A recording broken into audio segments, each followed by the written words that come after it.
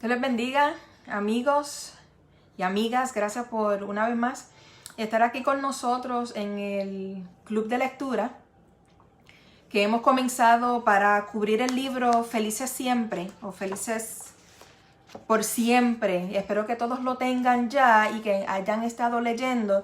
La semana pasada cubrí la lectura 1 y la número 2 y hoy quiero cubrirle la 3 y la 4 solamente en unos minutos. Quiero hacerlo más corto de lo que le hice la semana pasada, porque el punto es de que usted lo esté leyendo en su hogar y preferiblemente si puede ser con su esposo o con su esposa, obviamente. Y así pues pueden compartir y reflexionar sobre la lectura y también sobre la pregunta. No necesariamente estoy cubriendo la misma pregunta que está cubriendo el libro, porque obvio, pues para hacerlo un poquito diferente, pero sí quisiera de que tomen unos minutitos no solamente para evaluarse y para mirar y para concientizarse quizás en las áreas y en las preguntas de reflexión, pero que también la puedan comunicar con su esposo o con su esposa y puedan llegar a un acuerdo de qué piensan de lo que quiso decir el autor de cada una de estas lecturas. La lectura de hoy es la número 3 y se titula Serpientes, Semillas y un Salvador. Y esto lo escribió Nancy DeMoss y es interesante porque obviamente la voz de la mujer versus la voz del hombre cuando hacen algún tipo de lectura escrita es bien diferente, es súper bien diferente. Pero quiero que mientras lo vaya leyendo pues también vaya identificando el trasfondo quizás o la verdadera voz que está tratando de traer el escritor al presentar el tema. Pero entonces te dice serpientes, semillas y un salvador, y el versículo clave que ellos usaron fue Génesis 3, verso 1, y dice: la serpiente era más astuta que todos los animales del campo que Dios el Señor había hecho, así que le preguntó a la mujer: ¿es verdad que Dios les dijo que no comieran de ningún árbol del jardín? Y dentro de eso, una de las cosas que pensé mientras estaba leyendo el devocional o esta lectura fue el hecho de que la escritora presenta la sutileza que usó el enemigo en el huerto del Edén para engañar al hombre y a la mujer, para hablarle, para desviarle del mandato divino, para ejercer algún tipo de propiedad, si se puede decir, sobre la mujer y lo que ella sabía que debía hacer, y también sobre aquellas cosas que quizás no se había dado por enterada que debía ejercer y no lo había hecho.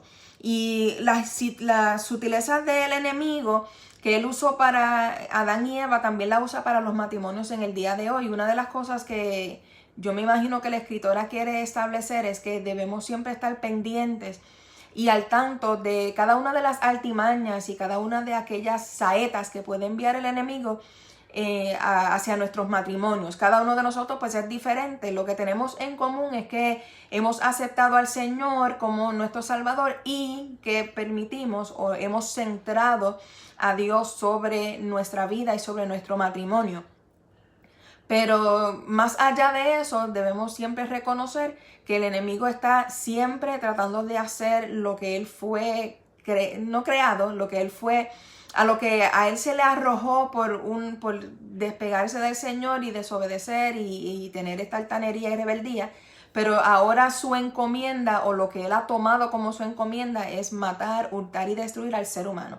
Y claro, al matrimonio, porque él sabe que fue un pacto y fue establecido por Dios con una razón y un propósito, y él quiere detener ese propósito. Otra de las cosas que consideré que él presentó fue, dentro del escenario de Génesis 3, es cómo la serpiente engañó a la mujer y al hombre, y cómo nosotros debemos darnos a la tarea de identificar aquellas áreas en las cuales el enemigo puede tratar de engañarnos, tratar de sobornarnos o desviarnos de la palabra de Dios y del pacto que hicimos en nuestro matrimonio. Veo, en el libro mostraba 4 áreas, y esta es la parte de reflexión para culminar esta lectura.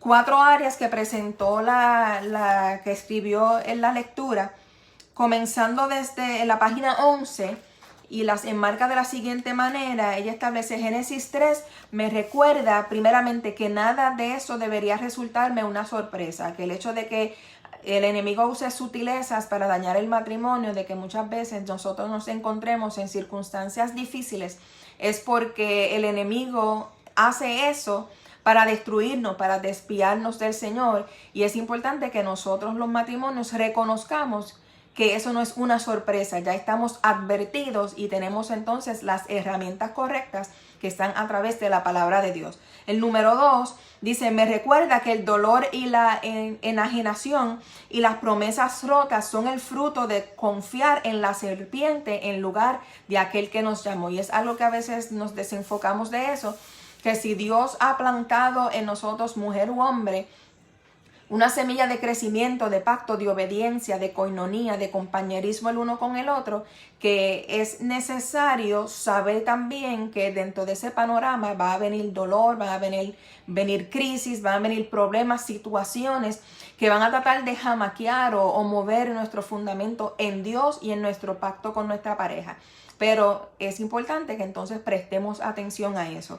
Número 3, también me recuerda que apenas la primera esposa sucumbió al sonido de la serpiente, otra semilla fue plantada. En Génesis 3:15 hubo una promesa de restauración, una promesa de un Salvador, de uno que iba a redimir nuestras almas a través de la cruz. Y eso es también una de las cosas que Dios nos promete a nosotros, que aun cuando pasemos crisis y circunstancias difíciles, Él es nuestro Redentor, Él nos perdona, Él nos ayuda, Él nos levanta.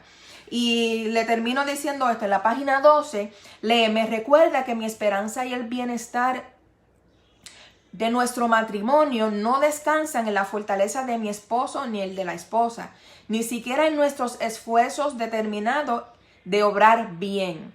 Nuestra esperanza descansa en aquella santa simiente herida por nosotros, la cual tomó nuestra vergüenza como si fuera propia.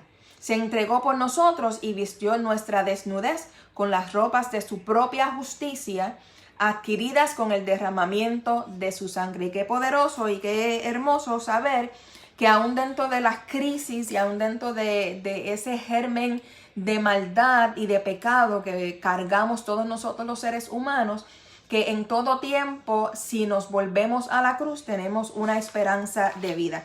Y la pregunta de reflexión es la siguiente: ¿reconocemos nosotros las sutilezas del enemigo en contra de nuestro matrimonio?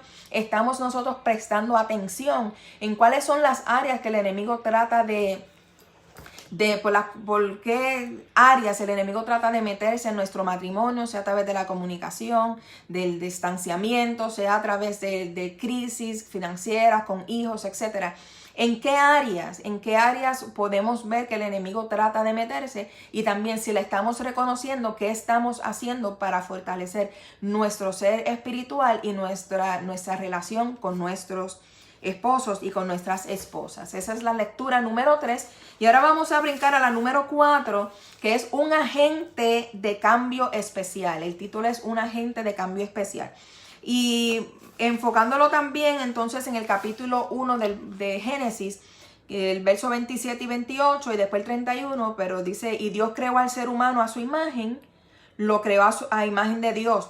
Hombre y mujer los creó y los bendijo con estas palabras: sean fructíferos y multiplíquense, llenen la tierra y sométanla. Y vio Dios todo lo que había hecho, y aquí que era bueno en gran manera. Y dentro de eso, cuando hablamos de un agente de cambio, está estableciendo el escritor, que se llama Marshall Segal, lo siguiente: primeramente, que el pecado rompió y el pecado deformó la pureza que Dios había puesto en el ser humano, que había depositado en el hombre y la mujer. Ahora bien, eso se puede buscar de vuelta, eso se puede adquirir de vuelta a través de Cristo, esa pureza, esa santidad, ese hecho de que podemos tener comunión con Dios una vez más, es a través de Jesucristo. Y todos nosotros sabemos pues que esa es la fórmula, si se fuera a decir así. Pero llevándolo un poco más, dice que el matrimonio representa aquella relación de Jesús con la iglesia, y nosotros entonces somos embajadores, si se puede ver desde ese punto de vista. Y usted pues me puede escribir su comentario en cuanto a esta perspectiva, o sus preguntas obviamente aquí en debajo del video. Los matrimonios que representan a Jesús y la relación entre Jesús y la iglesia, pues tienen ciertas características, como es la pureza, como es la lealtad, el pacto, el compromiso, el hecho de que hay un amor incondicional que se muestra, no solamente que se verbaliza y las acciones no nos muestran entonces que ese amor es incondicional en realidad.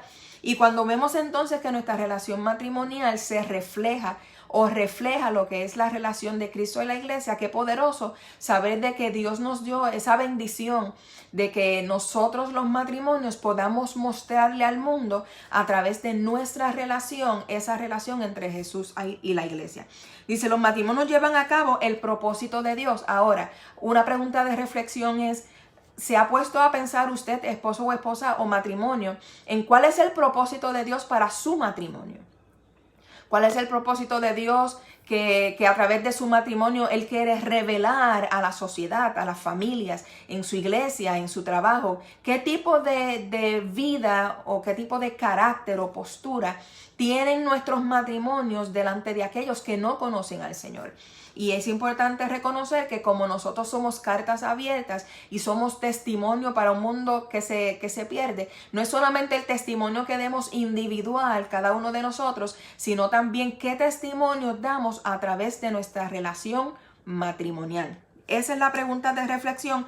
Cómo usted y yo lo estamos representando y que piense cómo su matrimonio está cumpliendo el propósito de Dios aquí en la tierra. Cómo estamos cumpliendo a través de nuestra relación el propósito de Dios aquí en la tierra. La crisis en el huerto causó que Dios introdujera a la humanidad un mediador, que introdujera a Cristo como aquel que iba a sacrificarse para entregarnos a nosotros un regalo hermoso que es la salvación y la vida eterna. Pero también las crisis en el matrimonio, entonces, viéndolo desde esa perspectiva, causa que nos movamos desde un camino a otro para cumplir el propósito de Dios en nuestra vida y en nuestra relación. Entonces, la segunda pregunta de reflexión es, ¿qué crisis en su vida le ha llevado a un cambio? ¿Qué crisis en su vida matrimonial usted puede hoy decir, ¿sabes qué? Pasamos esta crisis, pero Dios nos llevó a través de esta jornada y este panorama para alcanzar tal cosa? Quiere decir que esa es la reflexión, esas son las dos preguntas de reflexión. Si no ha leído la lectura 3 y 4, trate de mantenerse en la lectura porque es muy fácil uno fall behind, como que caer hacia atrás y dejar de enfocarse en la lectura. Pero les felicito por estar aquí. Sé que muchos de ustedes vieron el video, algún otro ha comentado. Estoy planeando a ver si el último viernes del mes lo puedo hacer a través de Zoom. Voy a mandar un mensajito a ver si lo podemos hacer a una hora que todos nos podamos conectar o los más que podamos y así entonces hacerlo cara a cara, ¿verdad? Hasta cierto punto. Entonces, pues nada, les dejo en esta noche, que tengan un feliz fin de semana, que Dios bendiga un montón su relación matrimonial y que cada día podamos seguir alcanzando herramientas por las cuales podamos bendecir el nombre del Señor y bendecir nuestras propias familias. Amén. Dios les guarde. Hasta luego.